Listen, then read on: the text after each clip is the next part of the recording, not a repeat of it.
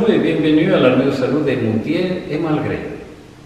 On espère que vous passez un bon moment avec nous.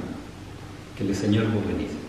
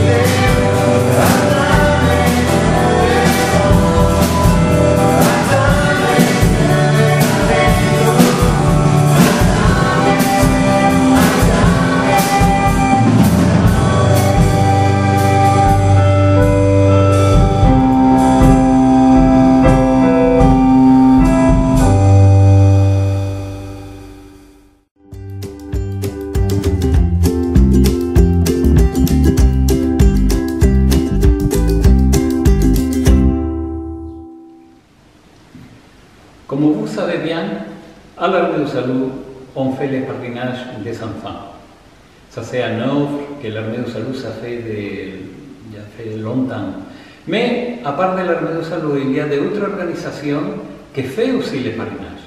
Et nous, on veut connaître cette association, et un d'eux, c'est Compassion.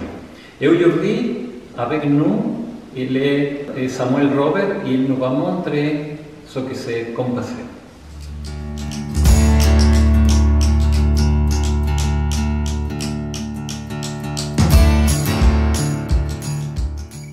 Voilà, bonjour, merci de me recevoir ce matin dans votre église. Merci aussi à votre officier d'avoir accepté que je vienne pour prêcher ce matin, mais aussi pour présenter l'œuvre avec laquelle je travaille actuellement. Donc je m'appelle Samuel Robert, je viens de la région neuchâteloise, ça s'entend un petit peu à mon accent, même si j'essaye d'éviter. Donc j'ai 40 ans, je suis marié, j'ai 3 enfants, j'ai été pasteur pendant plus de 12 ans à Neuchâtel, pasteur jeunesse notamment, et puis j'ai fait différents travaux avant tout ça. Et actuellement, donc, je travaille à mi-temps pour l'ONG Compassion, dont on va parler ce matin, et aussi j'ai un autre mi-temps dans une petite école privée dans la région neuchâteloise où je gère l'administration. Donc voilà, donc, je suis bien occupé. Et une de mes passions, c'est de parler de Dieu. Et je suis très content de pouvoir faire ça dans le cadre de mon travail. Et je vais vous présenter en quelques mots l'ONG Compassion. Mais avant ça, j'aimerais dire que moi, j'ai une phrase qui me reste dans la tête en permanence. Et j'en ai fait un petit peu mon slogan personnel. Réussis ta vie en faisant réussir celle des autres. Pour moi, c'est vraiment quelque chose qui a sur mon cœur. Donc tout ce que je fais, quand je suis à la maison, je suis avec ma femme, avec mes enfants, je suis avec mes voisins, dans le cadre de mon travail, dans le cadre de l'église, ou tout partout ailleurs, j'ai envie de réussir ma vie, parce que je trouve que ma vie elle est importante, mais j'ai pas envie de réussir ma vie en étant égoïste, j'ai envie de réussir ma vie en aidant les autres à réussir la leur. Donc c'est un petit peu ça mon cœur. Et vous allez le voir peut-être au fil du temps ce matin. Alors, par rapport à Compassion, le cœur de notre mission, c'est libérer les enfants de l'extrême pauvreté au nom de Jésus. C'est vraiment quelque chose d'important et vous verrez un petit peu comment est-ce qu'on fait ça pendant cette présentation. Alors, par rapport à la pauvreté déjà, je ne sais pas si vous savez, mais la Banque mondiale estime qu'il y a aujourd'hui sur la planète plus de 9% de la population qui vit dans l'extrême pauvreté. On parle d'environ 800 millions de personnes qui vivent dans ces conditions. C'est 100 fois la population de la Suisse. Et la crise du coronavirus, elle a poussé 100 millions supplémentaires l'année passée dans l'extrême pauvreté. Alors, c'est des chiffres énormes, on a de la peine à se rendre compte. Et l'OMS a ajouté récemment qu'un enfant de moins de 15 ans meurt toutes les 5 secondes à cause de la pauvreté. Alors, ce n'est pas forcément mourir de faim, même si ça arrive, mais ça peut être mourir de violence, mourir de maladie, mourir d'accident, mourir de toutes ces choses qui sont liées en fait à l'extrême pauvreté. Ça fait 17 000 enfants de moins de 15 ans qui meurent chaque jour. Donc à peu près 1000 sur la durée d'un culte. C'est énorme. C'est vraiment quelque chose de très impressionnant. Alors l'extrême pauvreté, peut-être que vous vous demandez ce que c'est. En fait, une personne qui vit dans l'extrême pauvreté, c'est quelqu'un qui vit avec moins de 1,90 $ par jour. Ça fait environ 1,70 franc, 1,75 franc. Il y a des gens qui vivent avec 1,75 franc par jour et ils sont dans l'extrême pauvreté. Autrement dit, ils survivent. Et la plupart de ces personnes vivent selon la formule « un jour, un repas ». Nous, on parle de 3 repas, on nous dit à longueur de journée qu'il ne faut pas trop manger, on nous dit qu'il faut manger des légumes, qu'il faut aller faire du sport. Il y a beaucoup de gens, toute leur énergie, ils la passent à trouver le repas suivant, le repas d'après. Et ils vivent comme ça en flux tendu, c'est une course pour avoir de la nourriture. Quand vous êtes pauvre à l'extrême, vous travaillez aujourd'hui pour manger ce soir. Si vous ne travaillez pas aujourd'hui, vous ne mangez pas ce soir. Donc ce sont des gens qui n'ont souvent pas de jour de congé, ils travaillent tous les jours de la semaine, ils n'envoient pas leurs enfants à l'école, parce que parfois l'école ça coûte de l'argent, il faut peut-être un uniforme, dans certains pays il faut payer de l'écolage, ailleurs parfois il faut juste des cahiers, des crayons, parfois il faut juste des chaussures, et ils n'arrivent pas à offrir des chaussures à leurs enfants, donc leurs enfants ne vont pas à l'école. Mais une autre raison, c'est qu'on ne va pas envoyer des enfants à l'école, alors qu'on peut les envoyer dans les champs pour travailler, ou les envoyer les fouiller dans une décharge pour ramener quelque chose à manger, ou ramener quelque chose à vendre. Donc il y a toutes ces considérations-là. Et ça encore, le travail des enfants dans ces conditions, entre guillemets, on peut encore comprendre, mais parfois la pauvreté elle est tellement extrême que des parents se retrouvent à devoir vendre leur enfant, ou bien alors à les exploiter sexuellement, enfin toutes ces choses-là. Donc quand on parle d'extrême pauvreté, je sais que c'est tout début du culte, je suis désolé, c'est un peu violent, mais l'extrême pauvreté c'est sale, l'extrême pauvreté c'est violent, et je pense qu'en tant que chrétien on peut faire quelque chose pour ces gens-là. Et c'est là contre que nous nous battons, c'est ça l'extrême pauvreté. On se bat contre la violence dans les quartiers et dans les familles, on se bat contre la déscolarisation, on se bat contre l'alcoolisme, la drogue, les abus sexuels, la prostitution, on se bat contre l'endettement extrême, qui est en fait une sorte d'esclavage. On se bat aussi contre les meurtres, mais il y a aussi d'autres choses qui sont liées à l'extrême pauvreté, comme par exemple l'obésité. Il y a des gens, ils n'arrivent pas à acheter de la nourriture de bonne qualité, alors ils ont toujours faim et ils mangent de la mauvaise nourriture et ça les rend obèses parce qu'ils n'ont pas le choix. Ils aimeraient bien manger plus de légumes, sauf que c'est trop cher, par exemple. Alors, est-ce que ce monde-là a besoin d'un sauveur? Moi, je dis oui. Je dis oui avec toute mon énergie et j'ai envie de vous encourager à vous impliquer aussi pour régler ce problème de l'extrême pauvreté. Alors, dans le cadre de Compassion, on a un peu un modèle. On fonctionne avec... Premièrement, Jésus-Christ comme modèle ultime, c'est Jésus-Christ qu'on veut suivre, on veut faire ce qu'il nous a montré, l'exemple qu'il nous a montré, premièrement. Ensuite, on se focalise sur l'enfant. L'enfant est au centre de notre préoccupation. On parle de protection de l'enfance, on veut investir dans l'enfant.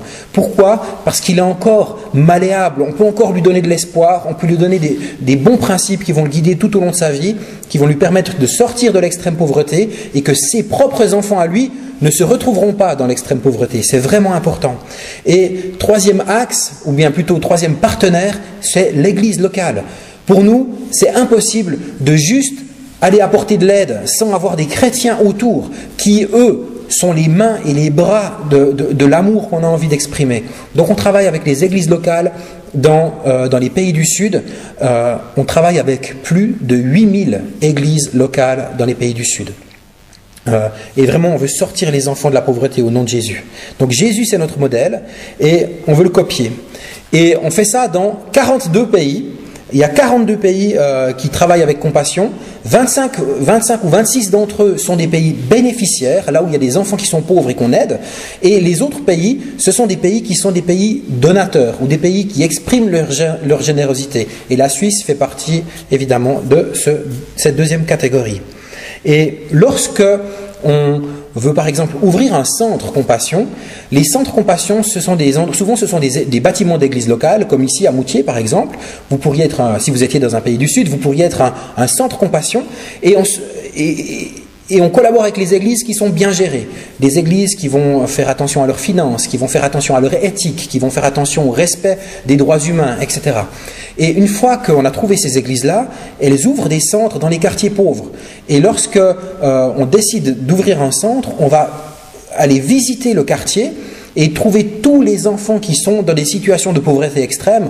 On les inscrit sur des listes et on leur dit « Venez au centre Compassion, on va prendre soin de vous ». Et à partir de ce premier jour, les enfants reçoivent de la nourriture, des fournitures scolaires, peut-être des habits, des visites médicales, des encouragements. Ils sont encadrés par des adultes qui prennent soin d'eux. Et ces enfants viennent souvent 1 à 2 fois par semaine au centre Compassion. Le reste du temps, ils sont à l'école ou dans leur famille. Mais nous, on a des équipiers Compassion qui sont en lien avec chacune de ces familles. Donc pendant la pandémie, par exemple, ce lien a été vraiment important parce que ça nous a permis de savoir qu'il y avait des familles qui étaient en train de mourir de faim. On a pu leur apporter de la nourriture, on a pu leur apporter des médicaments, des kits d'hygiène, du gel hydroalcoolique, des masques, des choses qui leur ont permis en fait de passer au travers la période la plus dure de la pandémie. Même si on a cette deuxième vague, troisième vague, enfin on n'a pas fini, ça c'est sûr. Donc on va de maison en maison, d'appartement en appartement pour aller trouver ces enfants.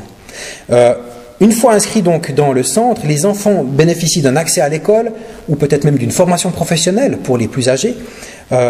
Ouais, tout ça j'ai dit, hein, donc des habits, des encouragements aussi de leurs parrains et marraines, et c'est là que je vais vous expliquer comment est-ce qu'on fonctionne. On fonctionne par parrainage individuel. Compassion soutient 2,2 millions d'enfants dans le monde. Pour chacun de ces enfants, on cherche un parrain ou une marraine qui va contribuer financièrement, donc envoyer de l'argent pour qu'on puisse faire bénéficier l'enfant de tout ce qu'il y a dans le centre de compassion, donc les soins médicaux, toutes ces choses-là. Donc le parrain s'engage à verser de l'argent, le parrain s'engage à prier pour cet enfant, prier pour son développement, pour sa protection, pour sa conversion, que cet enfant se tourne vers Jésus, parce qu'on va aussi aider des enfants bouddhistes, des enfants hindous, des enfants musulmans. On ne va pas juste s'occuper des chrétiens, on veut exprimer notre générosité auprès de tout le monde. D'ailleurs, c'est un peu le message de l'armée du salut, hein. Soupe, savon, salut. Le salut vient après. D'abord on apporte l'aide concrète. Donc les parrains et les marraines qui s'engagent dans Compassion, ils s'engagent à prier pour ces enfants. Et troisièmement, ils s'engagent aussi à correspondre, à écrire des lettres. Pourquoi c'est si important? C'est parce que les lettres, elles façonnent l'intellect des enfants. On peut échanger avec les enfants, on peut les encourager, on peut les bénir, on peut leur donner de l'espoir. En fait, c'est grâce à ces lettres qu'on peut faire tout ce travail. Donc j'ai vraiment envie de vous encourager à réfléchir à l'éventualité d'un parrainage. Un parrainage coûte 42 francs par mois ou 50 francs par mois si vous voulez donner un petit peu plus pour soutenir un fonds général. Le fonds général, il sert par exemple à couvrir les frais de la pandémie, par exemple. Ça nous a été très utile cette année. Voilà. On a eu dernièrement un jeune qui est venu du Rwanda, enfin c'est un ancien jeune, il a 30 ans, il a été soutenu dans le cadre de Compassion. C'était un enfant albinos qui est né en Afrique, donc il a été rejeté par sa communauté, il a été méprisé, il a été gardé avec des animaux, il n'y a personne qui le nourrissait, il était malade, il avait la peau complètement détruite à cause du soleil, enfin c'était vraiment une situation très difficile. Et à l'âge de 6 ans, il a été inscrit dans un centre Compassion, et à partir de là, il y a des gens qui ont pu prendre soin de lui, il y a des parrains et des marraines aux États-Unis qui lui envoyaient des lettres chaque semaine pour l'encourager. Et cet homme, aujourd'hui, à 30 ans, il est responsable du centre Compassion qu'il a vu grandir, il est responsable de la formation de disciples dans son église locale, il est lui-même un soutien pour les autres membres de sa famille qui n'arrivent pas à s'en sortir financièrement, et au mois de décembre, il s'est marié. Vous imaginez le succès de cet homme, et ça a été possible à cause d'une famille qui a décidé de le prendre sous son aile et de l'encourager. Donc c'est juste pour vous montrer à quel point les choses peuvent changer. Donc on cherche aujourd'hui environ 260 000 parrains et marraines. Alors peut-être une trentaine ou dans le poste de Moutier, ça je ne sais pas, je ne crois pas que vous soyez 260 000. Mais on a actuellement 260 000 enfants qui sont déjà inscrits dans les centres Compassion, pour qui on cherche des parrains et des marraines. Et avec la pandémie, ce chiffre est devenu très important parce qu'il y a eu les crises économiques un peu partout dans les pays riches, et la plupart des gens, quand ils sont dans les problèmes financiers, la première chose qu'ils font, c'est qu'ils coupent toutes les finances qui ne les concernent pas directement, et on a des milliers d'enfants qui se sont retrouvés sans parrain marraine parce que leur parrain ou leur marraine avait des problèmes économiques, ce que je comprends. En Suisse, on est encore un petit peu préservé, peut-être que c'est votre cas, ou peut-être que pour vous c'est difficile. Je ne suis pas en train de vous dire vous êtes un mauvais chrétien si vous parrainez pas un enfant, c'est pas ça du tout. Mais j'ai juste envie de vous dire peut-être que c'est possible pour vous, et j'ai envie de vous encourager. Alors, un parrainage, c'est le prix d'un café par jour. Bon, un café au restaurant, comme les restaurants sont fermés, c'est possible de faire quelques économies si vous prenez souvent du café. Moi, je bois beaucoup de café. Et peut-être que pour vous de faire un parrainage de 42 francs par mois, c'est possible, et j'ai envie de vous encourager à le faire. Peut-être pour vous c'est compliqué, c'est difficile, et vous avez juste envie de faire une fois ou l'autre un don, il n'y a pas de problème. Peut-être que vous soutenez déjà d'autres organisations, c'est génial. Moi je ne suis pas en train de vous dire qu'il n'y a que Compassion qui compte, mais par contre, il y a des enfants qui pourraient avoir une vie complètement transformée. Alors je sais qu'on est en ligne, c'est un peu compliqué de faire un appel comme j'ai l'habitude de faire. Ce que j'aimerais vous dire, c'est que j'ai apporté des dossiers de parrainage comme celui-ci, qu'on pourra vous mettre aussi en photo par exemple, ou vous envoyer comme ça. Si ça vous intéresse de parrainer un enfant, là on a par exemple Emmanuel du Nicaragua, excusez-moi pour les oreilles, on a Béatrice de Colombie, un petit Jérôme d'Ouganda, enfin voilà, on a tous ces pays qu'on soutient. Si ça vous intéresse de faire un parrainage, moi j'ai envie de vous encourager à à me contacter, à aller sur le site. Vous allez sur le site compassion.ch et là vous pouvez trouver, il y a des milliers des milliers d'enfants qu'il est possible de parrainer. Vous pouvez parrainer un grand, un petit, un garçon, une fille. Vous pouvez choisir le pays dans lequel vous avez envie de faire un parrainage. Pourquoi ça peut être intéressant? Parce que 6 enfants, une fois que la pandémie sera passée, c'est possible d'aller les visiter sur place. Donc peut-être que si vous avez un pays à cœur, ça vaudrait la peine de choisir un enfant dans ce pays. Voilà. Donc c'est à votre portée. Moi j'ai envie de vous dire, vous pouvez faire la différence dans la vie de quelqu'un, et j'ai envie de vous rappeler ma phrase préférée, qui pourrait peut-être être la vôtre aussi: réussis ta vie en faisant réussir celle d'un autre. Je pense que c'est possible, et si ça vous intéresse, prenez contact avec moi, commencez un parrainage, ça vaut la peine. J'ai aussi amené des magazines que je laisserai dans vos locaux, puis le jour où vous aurez de nouveau le droit de vous réunir, vous pourrez en prendre un avec vous.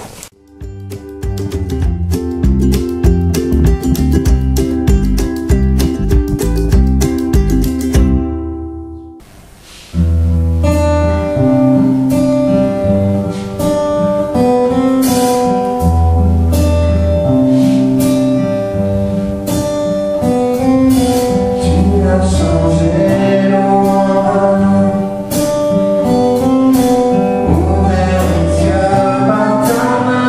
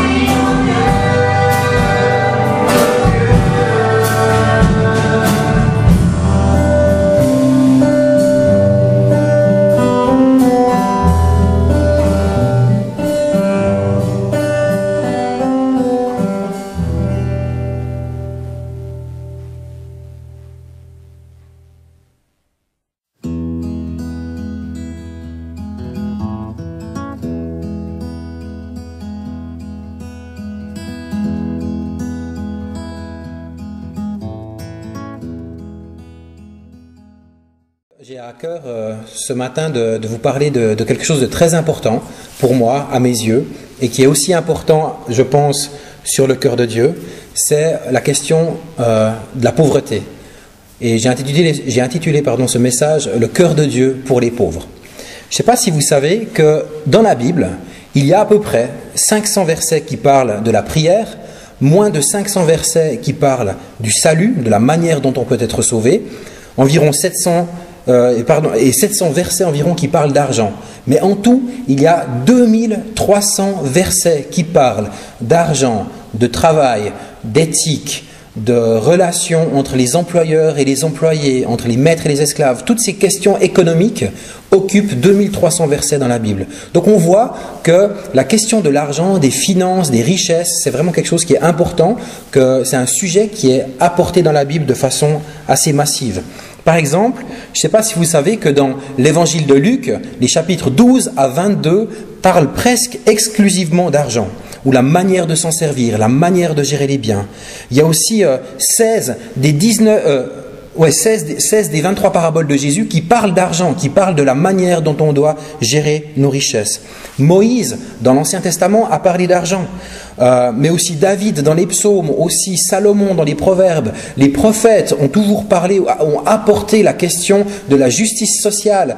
Ils ont souvent dénoncé le pouvoir en place en disant au roi d'Israël qu'il devait faire des efforts, qu'il devait amener plus de justice, prendre plus soin des personnes qui étaient dans le besoin. Donc on voit que c'est un sujet qui est vraiment important, qui est global. Et nous, dans nos églises, en général, souvent, soit on ne parle pas du tout d'argent parce qu'on est un petit peu trop suisse peut-être, ou parce qu'on a un peu peur de vexer les gens par rapport à l'argent, ou alors on en parle trop souvent, mais toujours pour demander de l'argent. Et moi j'ai l'impression qu'une bonne chose, ce serait d'enseigner les gens au sujet de la gestion de l'argent pour que chacun puisse être un disciple de Jésus, puisse gérer ses finances selon le cœur de Dieu. Et ensuite, on verrait aussi que tous les projets qu'on a, les projets sociaux, les projets d'entraide, les projets de partage, pourraient aussi grandir parce qu'il y aurait plus de générosité de la part des chrétiens. Donc, on va un petit peu aborder ces questions-là ce matin. Et il y a le premier passage que j'aimerais vous lire, c'est dans AG chapitre 2, verset 8, qui dit ceci. C'est Dieu qui parle et il dit « En effet, l'or et l'argent du monde entier m'appartiennent. » Dieu dit ceci. Dieu il dit « Je suis le plus riche du monde. » On voit aussi dans le psaume 24, c'est un psaume de David, qui dit ceci, « À l'Éternel est la terre et tout ce qu'elle contient. » Les plantes, les animaux, les humains, mais aussi les richesses, les biens, les diamants, enfin toutes ces choses. Dieu a tout créé et il est riche par nature.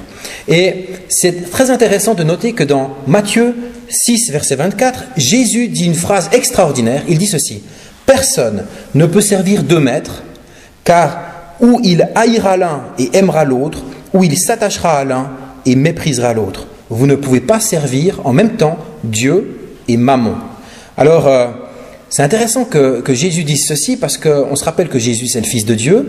Par définition, c'est la personne la plus riche de l'univers. Et Jésus dit ceci, tu ne peux pas servir en même temps Dieu et l'argent. C'est comme si c'était deux maîtres complètement opposés. Et si tu aimes l'un, tu détestes l'autre. C'est quelque chose de physique. Tu peux pas, c'est une impossibilité. C'est pas juste c'est pas Jésus qui nous conseille de ne pas servir l'un et l'autre. Il dit, c'est impossible. Donc, je pense que Dieu n'a pas besoin de notre argent. Il en a bien assez. Par contre, ce dont Dieu a besoin, c'est de notre cœur. Et il dit ceci, si tu aimes tellement l'argent, tu ne pourras pas me donner ton cœur. Et moi, j'ai besoin de ton cœur. Et c'est une invitation de la part de Jésus à mettre de l'ordre dans nos finances. Alors, le sujet est très vaste, il faudrait plus que 15 minutes pour en parler, mais je vais essayer de faire court. Donc, le titre de ce message, c'est « Le cœur de Dieu pour les pauvres ». Alors, premier point de mon message. Jésus a inauguré son ministère en mentionnant les pauvres.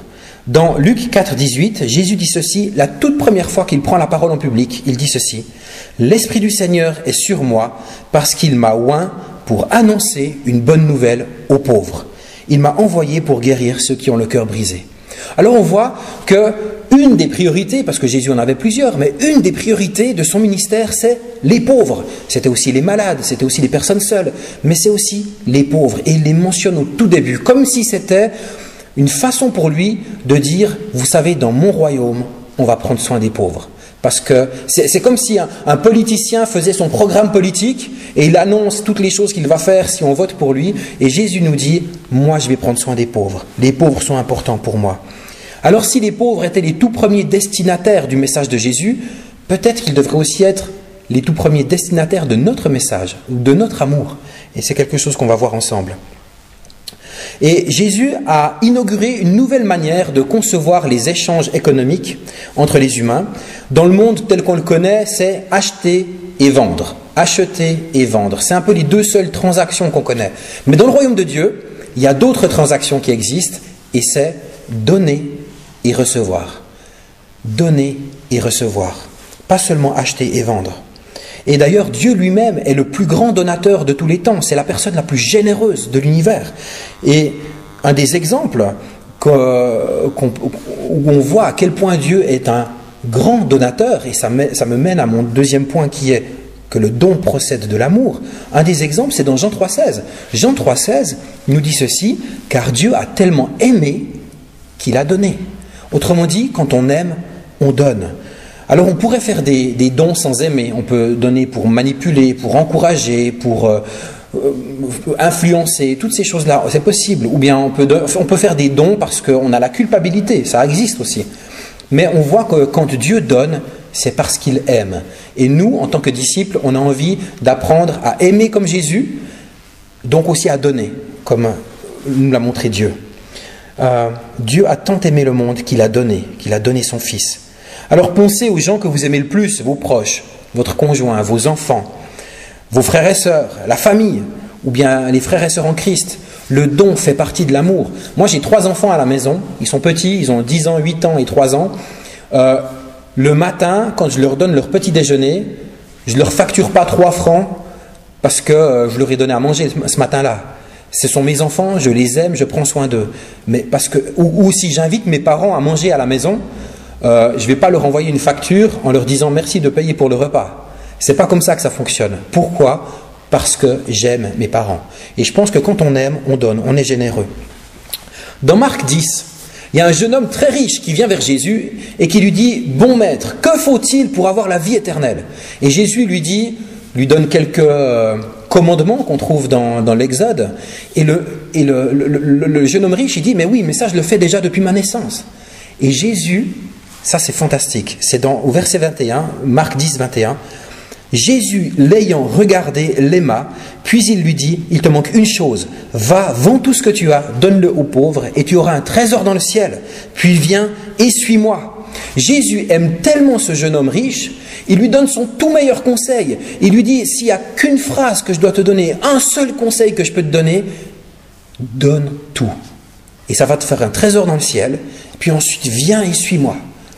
Alors, quand on entend ça, on se dit, ouh là là, heureusement que je ne suis pas le jeune homme riche, comme ça Dieu ne me demande pas de tout donner. Mais je crois que Dieu nous demande d'être prêts à tout donner. Parce que nous sommes les gestionnaires de l'argent que Dieu nous donne. Nous ne sommes pas les propriétaires. Parce qu'on a vu au tout début de ce message que Dieu est propriétaire de tout. Tout lui appartient. Alors, encore une fois, dans cet exemple avec ce jeune homme riche, on voit que les pauvres font partie de la priorité de Jésus. Donne tout aux pauvres. En fait, il lui donne le conseil suivant. Il lui dit ceci. Dans le royaume du monde, c'est acheter et vendre. Moi, je te propose, tu vends tout et tu prends toutes ces richesses qui sont dans le royaume du monde et tu donnes tout et ça te fera des richesses dans le royaume de Dieu. C'est intéressant de voir comment Jésus parle de l'argent. Alors, mon troisième point, c'est Jésus a encouragé la générosité. On vient de passer Noël. Bon, c'était un Noël un peu compliqué pour tout le monde. J'espère que c'est allé pour vous. Et souvent, quand on pense à Noël, on pense à inviter nos amis, nos proches, la famille et tout ça. Mais Jésus, dans Luc 14, donne un autre exemple. Il dit ceci. Quand tu donnes un festin, quand tu donnes à dîner ou à souper, Luc 14, versets 12 et 13, il dit ceci. N'invite pas tes amis, ni tes frères, ni tes parents, ni tes voisins riches, de peur qu'ils ne t'invitent à leur tour et que ce soit là ton salaire. Mais lorsque tu donnes un festin, invite des pauvres, des estropiés, des boiteux, des aveugles, des immigrés, des étrangers, des gens qui t'énervent, des gens qui ne peuvent pas te rendre la même chose. Jésus dit aux gens, invitez des gens qui ne peuvent pas vous rendre la même chose, parce que c'est comme ça que vous allez montrer que vous m'appartenez. Les pauvres sont au cœur de l'attention de Dieu. Et vous savez que dans l'Ancien Testament, il y avait des lois qui protégeaient les pauvres. Alors, dans le monde chrétien, maintenant, on parle souvent de la dîme, ces fameux 10% qu'on est censé donner à Dieu. Mais dans l'Ancien Testament, il y avait plusieurs dîmes, en fait. Et j'ai réalisé qu'il y avait, en fait, 3 dîmes. 2 dîmes qui se donnaient chaque année et une 3e dîme qui se donnait tous les 3 ans. Et si on fait le calcul, en fait, on voyait que le peuple d'Israël était encouragé, pas à donner 10%, mais à donner 23%. Donc c'était censé être un peuple très généreux. Alors on verra que dans l'histoire d'Israël, ça n'a pas vraiment fonctionné. Et du coup, c'est pour ça que les prophètes étaient fâchés contre les rois, parce que la générosité ne fonctionnait pas dans le pays. Mais en tout cas, l'intention de Dieu, c'est de prendre soin des pauvres. C'est de prendre soin. Et ces dîmes, une de ces dîmes était destinée aux pauvres. Tous les 3 ans, on faisait toutes les récoltes et on donnait le 10% aux pauvres, à l'immigré, à la veuve, à l'orphelin, les personnes qui n'avaient pas de moyens. Et Paul, dans le Nouveau Testament, à un moment donné, il va organiser une grande collecte pour les chrétiens de Jérusalem qui sont dans la détresse. Et il dit ceci dans 1 Corinthiens 16, verset 2, « Que chacun d'entre vous, le premier jour de la semaine, mette à part chez lui ce qu'il pourra selon ses moyens, donc selon ses moyens, afin qu'on n'attende pas mon arrivée pour faire des collectes. » Et ensuite, dans 2 Corinthiens, il reparle de cette collecte et il dit ceci, « Celui qui sème peu, moissonnera peu. Celui qui sème en abondance, moissonnera en abondance. Que chacun donc donne comme il l'a résolu dans son cœur, sans tristesse ni contrainte, car Dieu aime celui qui donne avec joie. » Là, on a un premier avertissement. Lorsque vous entendez des appels aux dons, il faut, si vous êtes touché, c'est bien d'être généreux, mais ça doit être sans contrainte et sans tristesse. Ça, c'est un indicateur qu'on peut avoir dans notre tête, dans notre cœur, de se dire, est-ce que c'est juste, est-ce que c'est pas juste. Mais ensuite, il dit ceci, « Et Dieu a le pouvoir de vous combler de toutes sortes de grâces ou de bénédictions, afin que, possédant toujours à tous égards de quoi satisfaire à tous vos besoins, vous ayez encore en abondance pour toute œuvre bonne. » Autrement dit, le plan de Dieu pour nous, c'est que nous ayons assez pour nos besoins et que nous ayons en abondance pour pouvoir donner plus loin, pour exprimer de l'amour, parce que l'amour est généreux. Alors ça, c'était un petit peu le cœur de mon message. Et en conclusion, j'aimerais juste vous donner quelques bénédictions motivantes qu'on peut trouver dans la Bible, qui sont en lien avec la générosité avec les pauvres. Par exemple, le psaume 41, versets 2 à 4. « Heureux celui qui se soucie du pauvre. Le jour du malheur, l'Éternel le délivre. L'Éternel le garde et lui conserve la vie. Il est heureux sur la terre et tu ne le livres pas au pouvoir de ses ennemis. L'Éternel le soutient sur son lit de souffrance. Il le soulage dans toutes ses maladies. » Alors, ce n'est pas une garantie. Je ne suis pas en train de prêcher l'évangile de la prospérité qui dit « Donne 10 francs au Seigneur, il te redonnera 100 francs ». Ce n'est pas ça du tout. Mais par contre, on voit, il y a des promesses dans la Bible liées à la générosité. Proverbe 28, verset 27. « L'homme généreux envers les pauvres ne manquera jamais de rien, mais celui qui ferme les yeux sur leur misère sera maudit par beaucoup. » Proverbe 22, verset 9. « L'homme bienveillant sera béni parce qu'il partage sa nourriture avec l'indigent, avec les pauvres. » Proverbe 19, verset 17. Oui, il y a beaucoup de proverbes.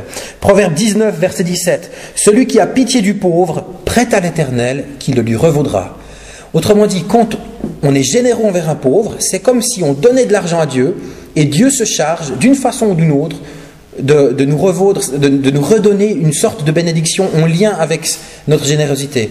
Alors peut-être que ce sera une bénédiction financière, mais peut-être ce sera juste de la joie, peut-être ce sera juste la paix, peut-être ce sera, je ne sais pas comment Dieu a prévu de vous bénir, mais ce que je sais, ce que je lis dans la Bible, c'est que mon Dieu a prévu de nous bénir. Dans Ésaïe 58, versets 7 à 11, « Partage ton pain avec celui qui a faim. Fais entrer dans ta maison les malheureux sans asile. Si tu vois un homme nu, couvre-le et ne te détourne pas de ton semblable. Alors ta lumière poindra comme l'aurore et ta guérison germera promptement. » Encore une fois la guérison. « Ta justice marchera devant toi et la gloire de l'Éternel t'accompagnera. » Et l'Éternel répondra. « Tu crieras et il dira, me voici. » Si tu éloignes du milieu de toi le joug, les gestes menaçants, les discours injurieux, si tu donnes à ta propre subsistance, donc ta propre nourriture à celui qui a faim, Si tu rassasies l'âme indigente, ta lumière se lèvera sur l'obscurité et tes ténèbres seront comme en plein jour. L'Éternel sera toujours ton guide, il rassasiera ton âme dans les lieux arides et il redonnera de la vigueur à tes membres. Tu seras comme un jardin arrosé, comme une source dont les eaux ne tarissent pas. Donc voilà, c'était ma conclusion, c'était des encouragements. On voit dans la Bible qu'il y a de nombreuses promesses en lien avec notre générosité et j'ai vraiment envie de vous encourager.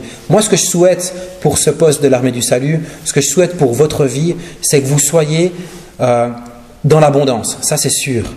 Et je pense que c'est aussi le cœur de Dieu, mais je pense aussi que du coup, on doit ouvrir nos yeux pour regarder les besoins autour de nous. Et c'est pour ça que je vous ai fait cette présentation de compassion tout à l'heure, mais j'ai vraiment envie de vous encourager à ne pas limiter votre générosité à un versement ou, financier ou comme ça, mais d'exprimer votre générosité concrètement, pratiquement, auprès de notre prochain.